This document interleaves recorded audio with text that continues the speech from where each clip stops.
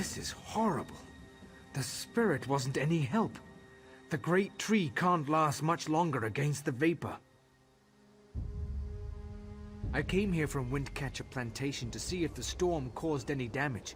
Then I noticed the great tree covered in some sort of fetid vapor.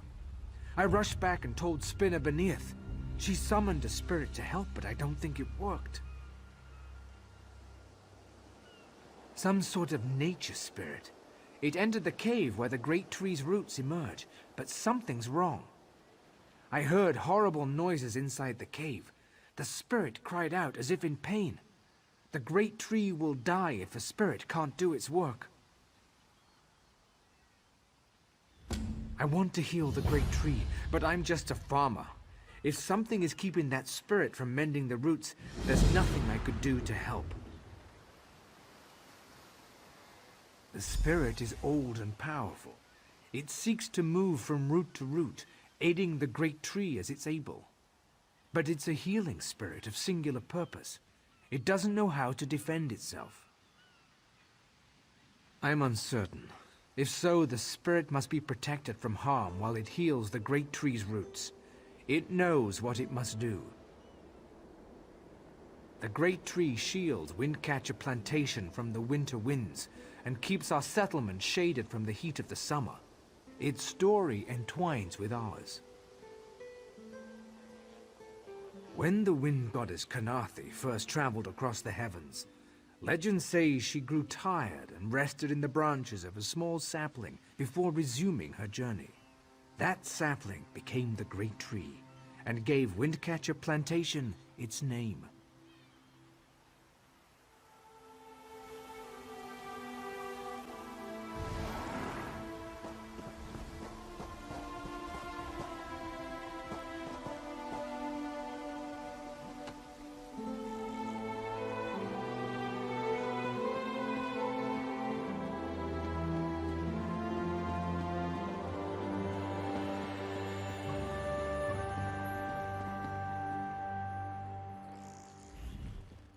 Been a Kwama master for over a decade. I'm not afraid to admit when I'm up to my neck in droppings, and I sure could use a hand getting out. Ever try piloting a ship through a hurricane while your entire cargo of Kwama eggs hatch and go bug nuts? Been there. Can't recommend it. After we wrecked, they made a Kwama line toward this cave. I came after them, but they're a bit distracted. They always get surly after hatching, but these Kwama are downright unsociable. I tried to stop them from chewing on those huge roots. They objected. Bumped into a fine-looking tree trunk on my way out. Thought I was done for, but it kept walking. Oh, Kwama didn't take to it, whatever it was. I heard them munching on it, same as those roots. The little one seems scared of it. If you can help the pretty tree trunk do what it needs to do, I bet they'll head back this way. If they'd stop eating those giant roots, they might get better. But I don't blame you if you have to put down a few to save the rest. Just be careful. Nothing fiercer than a crazed Kwama. Not even my sister-in-law.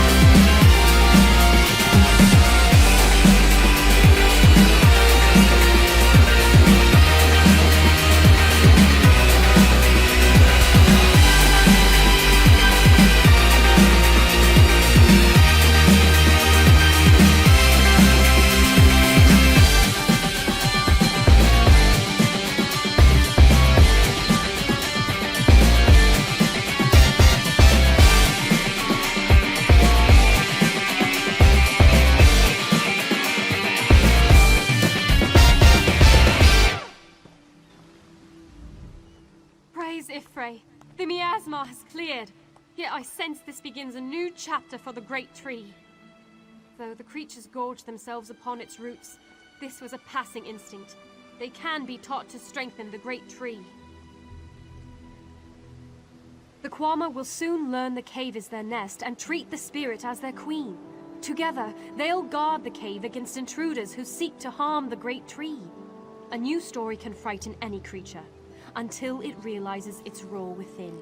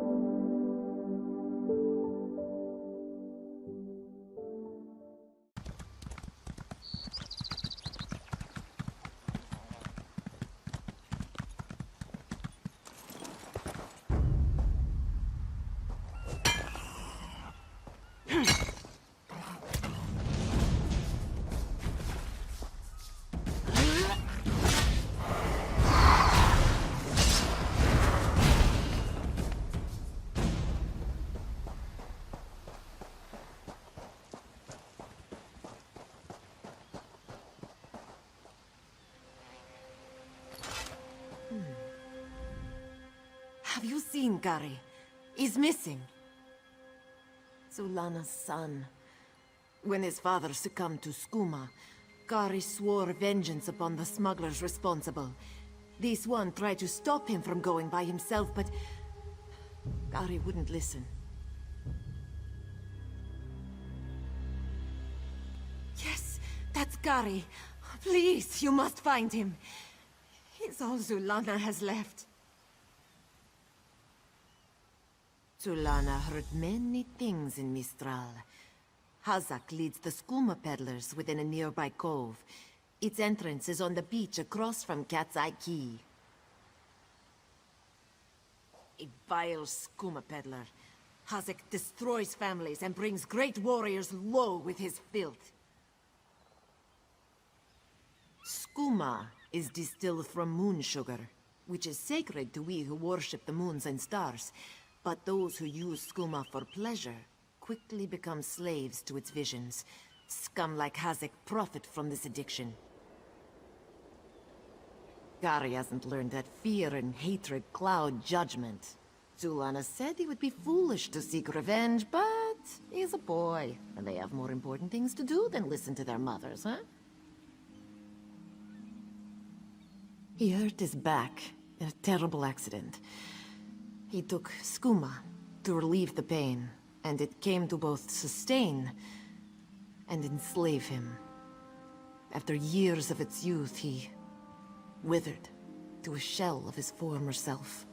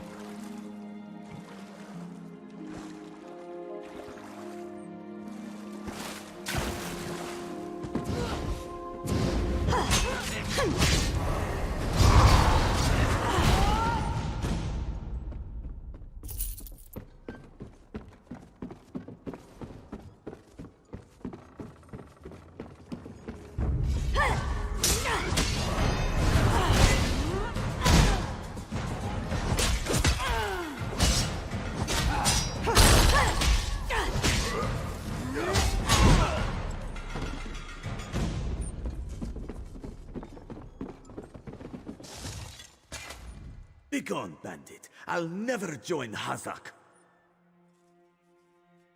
Mother sent you? It is good she can't see me trussed up like a sheep. The bandits were more challenging than I expected. She could have killed a few when she scouted the cave, but no, I must always be tested. You thought her a poor mewling widow? Pah! Mother is not entirely what she seems. She warned me to wait and watch before approaching Hazak's Holo. I have much to learn. I sought to avenge my father's memory, but was captured by bandits. Mother saw my capture and sent you here to assist. Next, you untie me and we kill Hazak for his crimes. Simple, you see? Then when you free me, I'll fight Hazak alone and will likely die. Hazak will poison more families with skooma, another will swear revenge, be captured by bandits, and wait for death in this cave. Or we can kill Hazak. Still simple, yes? Good. Now, untie my bonds so we can look for the key to Hazak's lair. Swish/poke, done.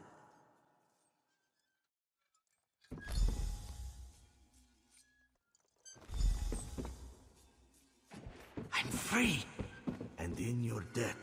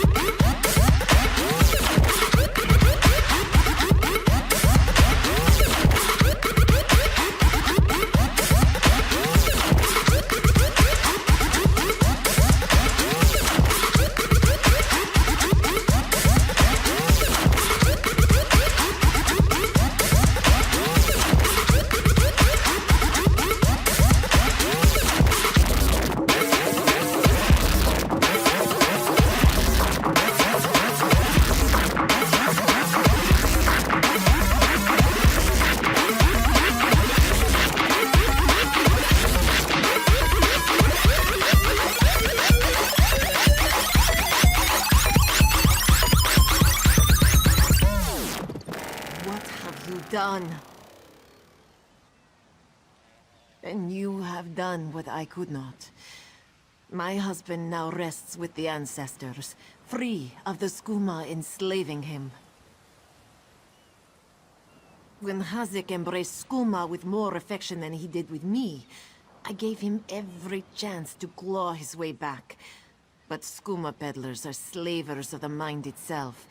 When Hazak turned his addiction into enterprise, there was no return. Poisoned arrows to stun, a blade to finish. I spoke to each as they lay frozen on the dock, before adding crescent moons to their throats. These unclawed shaveskins had it coming for pulling Kari's father into their fold. I noted the ardor of the moons within you and sent you to aid Kari. That is help, yes? But I would know. How did my son fare against Hazak? Did he fight bravely as he was taught?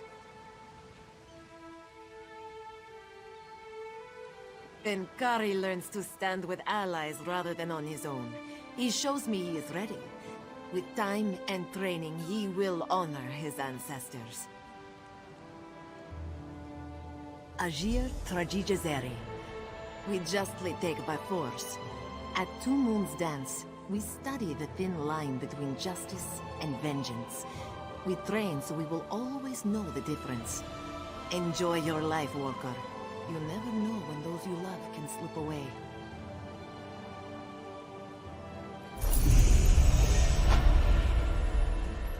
Kari, you did what Mother could not. I did what I knew to be right, to restore our family's honor. You've proven worthy of our name.